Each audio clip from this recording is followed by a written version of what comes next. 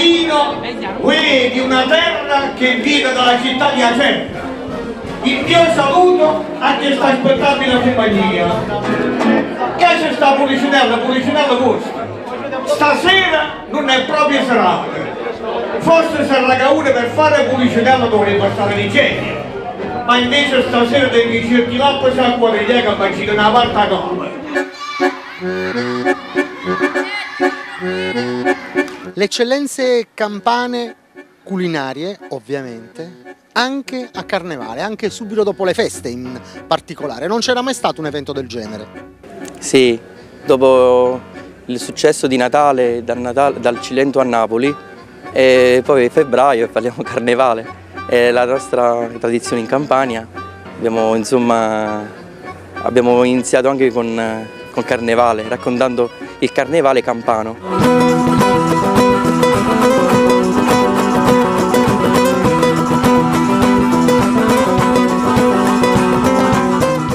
Sì, tradizione a Napoli vuole la lasagna con le polpettine, con ragù, braciole, cotica, imbottita, insomma, no, il dolce no, ancora devo finire perché poi abbiamo anche lo salsiccio di Friarielli e poi c'è i fritti, gli scagnozzi, gli scagnuzzielli, il migliaccio, il dolce, le chiacchiere, il cioccolaccio, non lo sanguinaccio perché non si usa più, sappiamo che è vietato.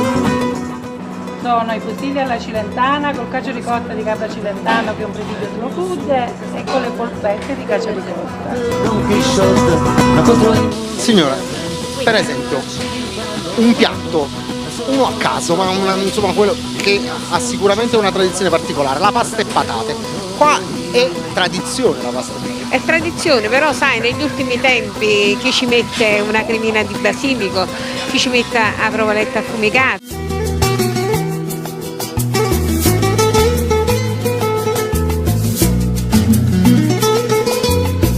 Perché servono eventi come questi per la gastronomia, la cucina napoletana? Allora, gli eventi come questi per la gastronomia, per la cucina napoletana, come ti ho detto prima, servono a rafforzare un pochino la tradizione. Questi incontri servono a farci capire un pochino a tutte le maestranze che portano avanti questi discorsi ogni giorno, che bisogna lottare contro un sistema che ci mette sempre in discussione e quindi allora tu per continuare una tradizione devi confrontare anche con chi ti sta vicino, devi insegnare ai giovani a portare avanti questo discorso e a me quello che interessa maggiormente è il discorso dei giovani, far capire ai giovani che la nostra tradizione non può morire perché oggi attraverso tutto un sistema di comunicazione, di TV, di messaggi continui, vedi quanti chef sono usciti, quante persone, ognuno pensa di poter stare facilmente dietro i fornelli, ma poi alla fine sai cosa succede? Che quello che ci rimane veramente è quello che ci appassiona, quello che ci ha tenacia, quello che ha voglia di imparare veramente, quello che vuole portare discorsi lunghi avanti e quando si nasce in una terra come la nostra sicuramente si va avanti quando si fa un lavoro del genere, se c'è passione però, sempre se c'è passione. Ho fatto una vigna, ma con gusto e piacere, si stasera mangegno ma ci metto l'odore che ballo con te, ma presente con un canto una campana, fuori l'orgia catena, ma tu lucciano mi fa compare. Quanto è importante il prodotto all'interno di un piatto? Vabbè, io dico sempre che alla base di un buon piatto c'è sempre la sensibilità e la capacità dell'artigiano, quindi dello chef pasticcere o pizzaiolo che sia. Quindi il 50% probabilmente di una buona ricetta, un buon risultato è la lavorazione e il know-how nel saperla fare. Però il restante 50% secondo me è un buon prodotto. Ingredienti che ovviamente apportano un valore aggiunto in quanto nutrienti e sapore e che ovviamente possano rispecchiare la tradizione territoriale, che è un altro concetto per me fondamentale, importantissimo.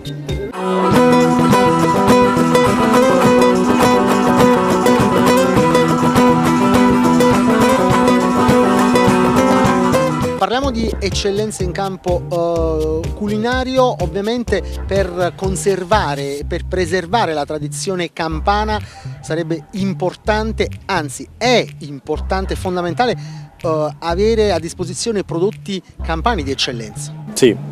Se partiamo diciamo da un raggio più ampio, noi in Italia, in ogni regione abbiamo tradizioni culinarie e gastronomiche da poter vendere al mondo, insomma. Specialmente in Campania abbiamo dei prodotti tipici e delle ricette che li valorizzano ovviamente enormi. Il valore aggiunto in campo gastronomico all'interno della regione Campania non ha dei numeri decifrabili fondamentalmente, ed è importante secondo me per chi si vuole reggere, per chi vuole poi diffondere la propria cultura non solo in Italia ma anche all'estero, poter avvalersi poi di prodotti campani di eccellenza e quindi espatriare la propria eccellenza lavorata o meno. Lei è dell'opinione che la regione Campania potrebbe vivere di turismo e di cucina? Sicuramente abbiamo culturalmente e gastronomicamente parlando, come ho detto prima, dei numeri da vendere, quindi ovviamente potremo fare questo, però non ci dimentichiamo che in Campania abbiamo ancora delle aziende ben strutturate che ovviamente portano un valore aggiunto anche alla regione in sé per sé.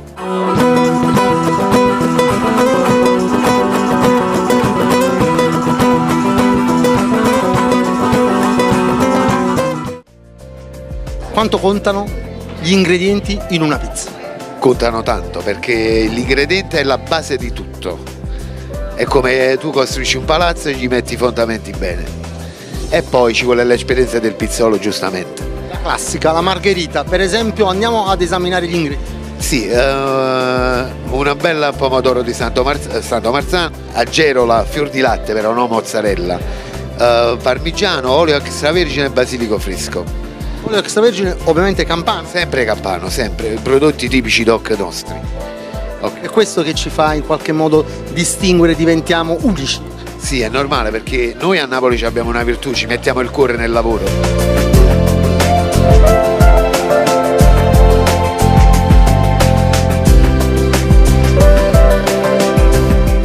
Tu hai indossato il camice professionale. Certo, io mi sento proprio oramai nel settore, perché con tanti carissimi amici pizzaioli, con tante pizze buone, buonissime che ho assaggiato, che ho mangiato, sto navigando molto molto bene e mi fa piacere per me e per loro, per la loro professione, sono tutto un meglio nato.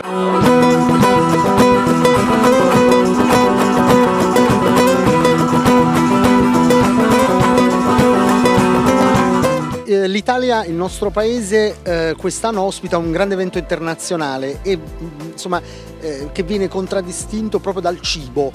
Cosa porta la Campania in questa vetrina che poi può significare tanto, no? In termini di economicità? Diciamo che l'Expo di Milano, per citarne uno a caso appunto, è stato un grande risultato per il paese Italia. Il mondo del cibo, della cucina in generale sta cambiando, cambiano le esigenze, cambiano le materie prime e ovviamente è molto importante mettere un punto fermo su quello che sarà il futuro del cibo e della cucina per il mondo intero. Il fatto che l'Italia abbia ospitato questo grande evento non è un caso, perché noi siamo cultori, siamo una specie di culla che conserva ovviamente delle realtà gastronomiche che si incrociano e che sono inimitabili nel mondo. Da qui nasce ovviamente il concetto del Made in Italy che tutti cercano di acchiappare e di raggiungere, ma nessuno ci riesce fondamentalmente tranne noi. Quello che la Campania secondo me porterà all'Expo è un alto tasso di genuinità, perché le nostre ricette, la nostra cucina, le nostre materie prime sono semplici e gustose e al giorno d'oggi è un connubio difficile da trovare e fortunatamente facile da diffondere. Lei ricordava prima di fare l'intervista l'unicità dell'azienda che rappresenta, no? Questo mulino nel centro di una città, sì, di un centro abitato. Sì, siamo tra i pochissimi mulini nel mondo ad avere l'azienda all'interno del centro città questo perché ovviamente in 90 anni di storia siamo rimasti nella location che ci ha contraddistinto nell'anno di fondazione, ci sentiamo concettualmente e praticamente parlando molto legati al territorio e non nascondo che è la filosofia che cerchiamo di diffondere in più di 50 paesi nel mondo con il nostro prodotto.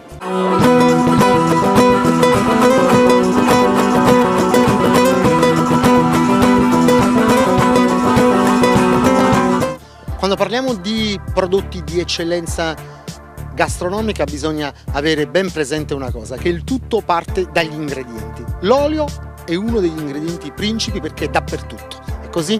Sì, l'olio è un ingrediente fondamentale per la cura del benessere e per la salute. Noi abbiamo un'azienda da più di 40 anni nel Cilento, precisamente nel cuore del Cilento, possiamo dire a Perdifumo, dove siamo produttori di olio extravergine d'oliva. Non serve il luogo, non servono a volte nemmeno gli anni di produzione, ma serve anche sapere come viene prodotto un olio. Sì, allora l'olio può essere prodotto in due modi, la spremitura a caldo e a freddo. A freddo è una spremitura dove l'olio non viene cotto, quindi c'è un aumento in più dei polifenoli, e quindi lo rende più leggero e più fruttato. L'olio prodotto proviene da terre incontaminate senza l'utilizzo di alcun anticrittogamico. Le olive raccolte sono da piante secolari, le frantoiane, dove sono presenti soprattutto nel territorio di Perdifumo e Laureana Cilento, patria della dieta mediterranea, ed è perfetto per il condimento dei cibi sia cotti che crudi.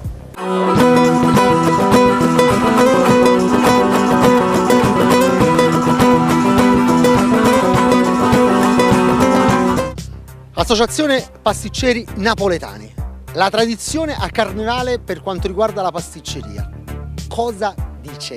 Di cosa parliamo?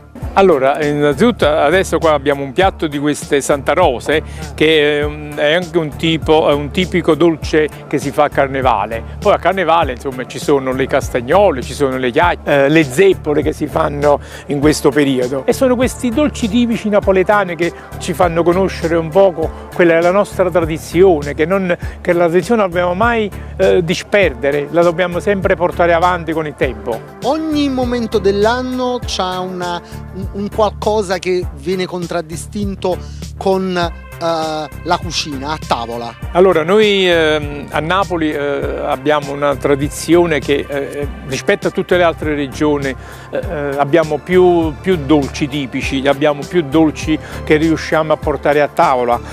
Questo per esempio abbiamo parlato di Carnevale, adesso viene San Giuseppe con la zeppola, poi viene Pasqua con la pastiera, ma non che gli altri non hanno la tipicità, ma noi abbiamo delle cose in più. E poi se riesce a fare anche qualità andando meglio. Un'ultima cosa, quando si parla di cucina, soprattutto se vogliamo tutelare la cucina napoletana, bisogna assolutamente essere intransigenti sull'eccellenza degli ingredienti. Sì, hai fatto bene a farmi questa domanda. Io caratterialmente sono proprio un pignolo, vado sempre alla ricerca di prodotti di qualità, vado alla ricerca dei prodotti di qualità perché questo ci mettono sempre al riparo di quello che poi sarà il dolce finale, quando sarà il dolce finale alla fine. Perché tu quando dai un dolce di qualità, quando usi prodotti di qualità, comunque alla fine poi se riesci anche a metterli insieme, vai ad assemblare, comunque dai un prodotto poi insomma, bello, saporito e insomma è buono.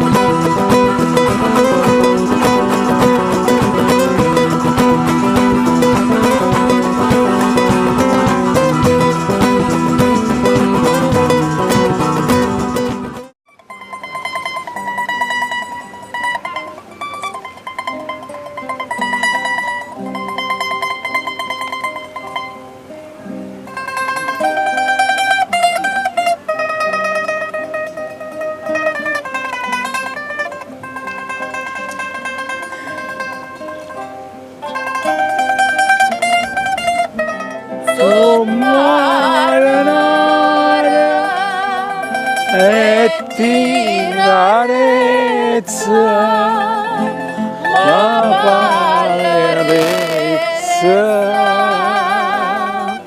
sto male.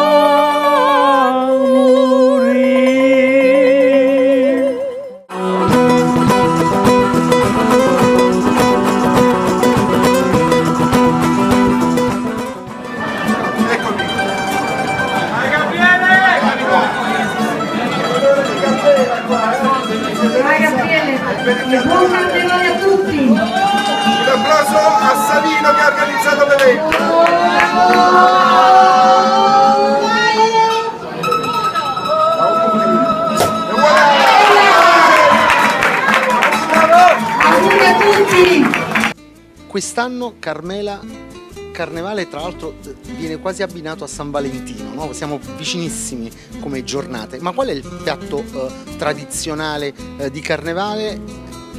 Ovviamente la lasagna, ma è semplice o è difficile realizzarla? Guarda, la lasagna è un piatto tradizionalissimo napoletano e diciamo che non è una cosa da grandi chef, insomma, è una cosa da grandi mamme secondo me, perché bisogna preparare un ottimo ragù, le polpettine, avere il formaggio parmigiano, reggiano, il fior di latte. Io ci metto pure un po' di provolette perché sai, dà un tocco in più. E poi fare la pasta fresca. Ma non è detto che... Le donne oggi lavorano, Carmela. Lo so, proprio per questo ci sono dei pastifici dove si fanno delle produzioni di pasta fresca che sono ottimi. Quindi le donne che lavorano la vanno a comprare tranquillamente e io ne conosco la sfoglia. La sfoglia, sì, e io ne conosco tante. E poi ecco, si fa il ragù magari il giorno prima, poi si assemblano tutti i prodotti per ragù e polpettino il giorno prima. Ecco, per le donne proprio che lavorano, poi la mattina appena si ha un po' di tempo, perché purtroppo poi bisogna metterla nel forno la sera, e allora per chi non ha tempo se la assembla la mattina, quindi poco ragù, non facciamo ste lasagne piene di ragù, noi dobbiamo fare la lasagna, non il ragù con la lasagna, mi raccomando ragazze, non facciamo brutte figure, facciamo una lasagna d'occa, che noi napoletani veramente siamo i numeri uno per la lasagna. L'evento principe del Carnevale è anche il cenone, no, di Carnevale, un po' come quello di Capodanno, perché si mangia davvero di tutto. Qui da Zia Teresa c'è un menù particolare e soprattutto davvero tutti poi possono venire. Certo, soprattutto quest'anno ho fatto un prezzo un po' eccezionale, ma soprattutto per i ragazzi, perché mi fa piacere che i ragazzi si avvicinano alla nostra cucina di nuovo, perché negli ultimi tempi si sono un po' allontanati tra panini e quant'altro. Io ho fatto la lasagna, quella tradizionale che abbiamo parlato prima, salsicce, friarielli, frittini misti e poi bevono quello che più gli aggrada. E spero di avere un pubblico molto molto giovane e già ho diverse prenotazioni per questo. Abbiamo mangiato molto bene, ci siamo trovati molto bene. Ho mangiato molto bene, grazie. Zia Teresa. Zia Teresa. Il ristorante è molto bello, siamo trovati molto bene, si mangia veramente bene.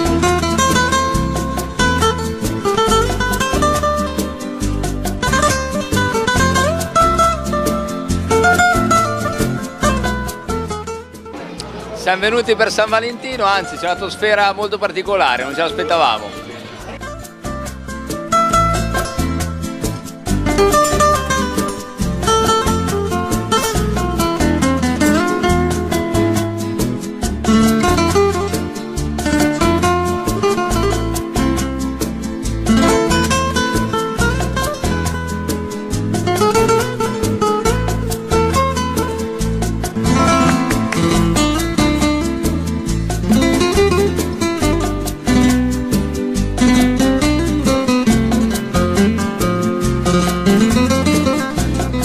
Zia Teresa.